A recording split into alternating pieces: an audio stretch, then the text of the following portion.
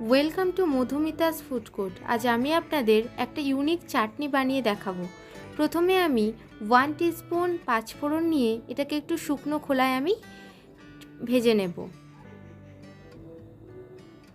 এটা থেকে সুন্দর যখন একটা স্মেল আসবে তখন আমি গ্যাসটাকে অফ করে দেব।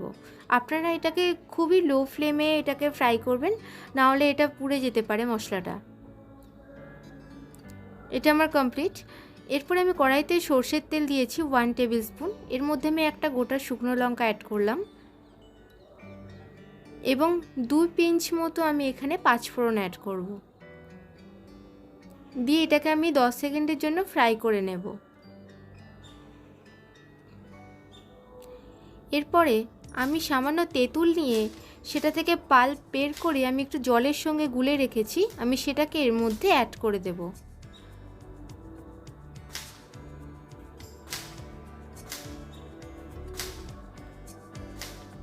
এরপরে আমি এর মধ্যে 1/4 টিস্পুন মতো নুন অ্যাড করব।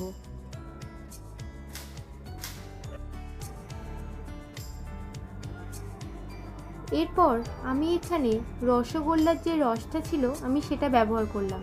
আমি এটাকে কোনো ওয়েস্ট করলাম না, আমি এটাকে ব্যবহার করলাম। আপনারা চাইলে এর পরিবর্তে চিনি ব্যবহার করতে পারেন। এরপর এটা যখন ফুটে উঠবে আমি এর মধ্যে রসগোল্লাগুলো অ্যাড করে দেব। আপনারা রসগোল্লাটা বেশি ফোটাবেন না, তাহলে এটা হার্ড হয়ে যেতে পারে, যেটা আমার ক্ষেত্রে হয়েছিল।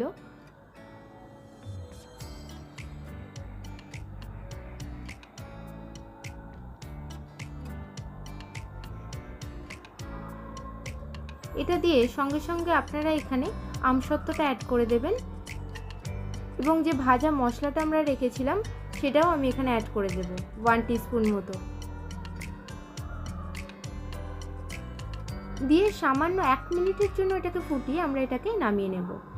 আমার রেসিপিগুলি যদি ভালো লাগে আপনাদের, তাহলে আমার চ্যানেলটিকে অবশ্যই লাইক, শেয়ার এবং সাবস্ক্রাইব করবেন এবং পাশে থাকা বেল নোটিফিকেশানটি প্রেস করে দেবেন, যাতে নতুন নতুন ভিডিও আসার সঙ্গে সঙ্গে আপনাদের কাছে নোটিফিকেশান পৌঁছে যায়।